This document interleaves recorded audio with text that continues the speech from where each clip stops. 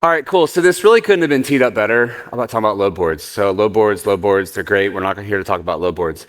We're here to talk about what happens after that. So if you think about the chaos that ensues, emails, phone calls, robots, chat, AI agents, everything. I got my load tendered. Where's my load? Where's my POD? Where's the driver? That's not the driver's name. Where's the tractor number? What's the trailer number? It's kind of controlled chaos, and I feel we spend too much time talking about load boards, in my opinion, not enough time talking about how to automate that transaction. So what we're here to do today is talk to you about Carrier1, which you probably haven't heard about until maybe this week at the earliest. There was an article Craig wrote on Sunday about giving carriers superpowers. And really those superpowers that we're going to talk about today are really meant to enable and automate the brokerage transaction. So what we're going to do today is demonstrate what we're releasing in December in time for the holidays with all those precious goods on the road.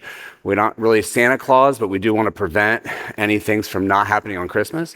And so if you think about what we're going to show today, this is the user interface on our side. But for a broker, this would all be integrated into your system, whether that's proprietary technology, whether that's one of the companies that's here selling. And really, we'll have this integrated and fully embedded in your TMS. But for the sake of the demo, we're going to show you how it works in our technology today. First step is setting up your carriers. It's free and easy for the carriers to use. The carriers can onboard in minutes with our integrations, and Jake will touch on it with Highway, Carrier Details, Katina, and some others. We onboard these carriers, we bring them on, and we activate them. So what does activation mean? Again, Jake's going to show you that. I'm going to walk you through this broker world. So this is pretty simple. If you're in the world of maybe someone like Dalton who's got a 400 truck fleet, they're used to getting tenders. They're set up with Kleinschmidt, they get tenders, they communicate with their brokers. Those of you guys who have brokers that work with large carriers, this is for the guys who have no technology.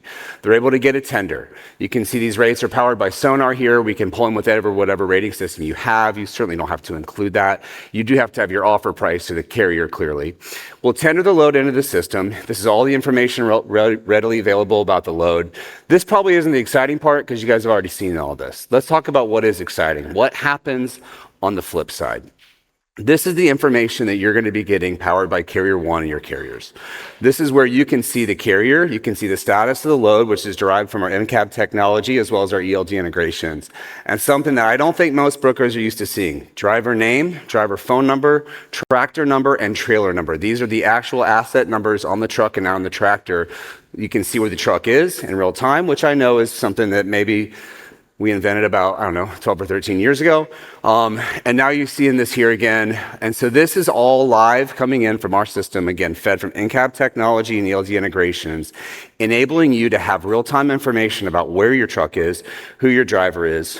Obviously, you know what's on load, when it got loaded, how it's arriving for the appointment. Again, this is all coming in from your system. The exciting part, though, I want Jake to talk about what the carrier is doing to empower this and how we use integrations to make it happen. Yeah, the goal of this is secure database-to-database tendering, and we do that first off through registration and login. So as Travis alluded to, we have a partnership with Highway. They can come validate their credentials, log in, and actually get into the system. Since I'm not an approved Highway carrier, I can't use that, so I'm going to log in through my Google here and actually show you what the carrier experience truly looks like. While he's doing that, these are your rules with your carriers. So if you set it yourself on Highway, this would be synchronous between what your settings are and what the carrier settings are, so that you wouldn't have to worry about, obviously, Jake logging in. This would all be authenticated through Highway for the carrier logging in. Correct. So tenders is very straightforward, right? You receive your tenders from your shippers or brokerages. They come into the system in real time. You can accept, decline, manage all of those from there. Once a tender is accepted, you'll be able to come into the shipments page here and start to add that information Travis was alluding to. So either putting in the statuses, adding drivers, adding tractors, adding trailers, managing all the transactions directly from here, and then being able to do some additional things that are important for the transaction, like, for example, adding cargo insurance. So a lot of these carriers might have 100K base cargo. They want to come in. With our partnership with LoadSure, they have the ability to add additional cargo for that transaction and buy it in real time. Once it's purchased, it gets emailed to the brokerage with the cert, as well as everything from a carrier needs from their standpoint. We've embedded things for the carrier as well, like chat. So this being their system of record, we want to keep everything within the system in real time. So they can chat with their drivers, they can chat with their dispatchers. There's no more need for WhatsApp, there's no more need for text messaging. All this can be managed directly through the platform and onto a system of record, which we then make a system of action. The final thing I'm going to talk about here is the invoicing piece. So once a shipment is completed, documents are uploaded, you have the ability to come in and create an invoice. And we partner with factoring companies like OTR, Triumph, and eCapital to actually integrate this factoring to the factoring provider in real time. So they go ahead, complete the shipment, create an invoice, see that the invoice is eligible for factoring, and then they have the ability to factor that in real time. So all the status updates of payment come in here in real time, and they can manage that in one system rather than jumping system to system. So let me get this straight. In the shipper world, they have this term called quote to cash. You guys familiar with that expression, quote to cash? I don't know if that exists in brokerage, but I think what we just showed was the ability to integrate with any brokerage TMS that's out there for them to tender to their selected carriers based on a real-time business rules, safety, and authority rules that they have in place today. Carrier is able to accept the load. This is a carrier with 2 trucks, 3 trucks. That carrier is able to assign that load to a driver. We already know the assets that we pull in from a variety of people in this room down to VIN level to be able to share them what tractor and trailer are coming in. That load gets dispatched. We're using AI and geofencing to determine the status. If the status is report back, that's cool. Then the driver, in order to take the next shipment, has to upload the POD. We transmit all the documents required to the broker. Again, all of this available via an API.